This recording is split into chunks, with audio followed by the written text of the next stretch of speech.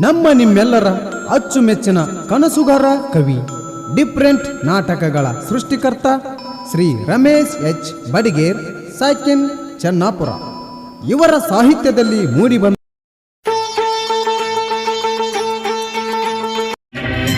ಜೀವಜ್ಯೋತಿಯೇ ಜೀವಜ್ಯೋತಿ, ನನ್ನ ಒಂಟಿಯಾಗಿ ಬಿಟ್ಟು ಹೋದೆ ಯಾವ ನೀತಿ, ಒಂಟಿಯಾಗಿ ಬಿಟ್ಟು ಹೋದೆ ಕಣ್ಣೀಗೆ ಹುಟ್ಟುವಂತೆ ಜೋಪಾನ ಮಾಡುವೆ ಜನುಮದ ನಾಯಕಿಯೇ.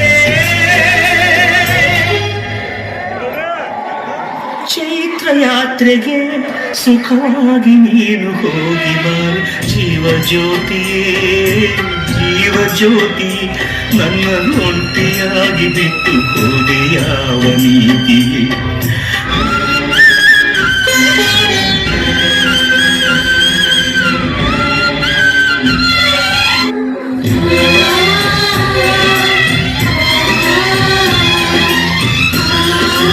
ಚೆಲ್ಲುವರು ಮುತ್ತೈದೆಯಾಗಿರೆಂದು ಮಗಳಿಗೆ ಮಾತ್ರ ಅಲ್ಲಿ ಹರಸುವರು. ಮಗನೇನು ಪಾಪ ಮಾಡಿದ, ಅವನ್ಯಾವ ಶಾಪ ಬೇಡಿದ, ಅರ್ಧಾಂಗಿಯನ್ನು ಹೊತ್ತು ಏಕಾಂಗಿಯಾಗಿ ಹತ್ತು ಇವನಾಸೆ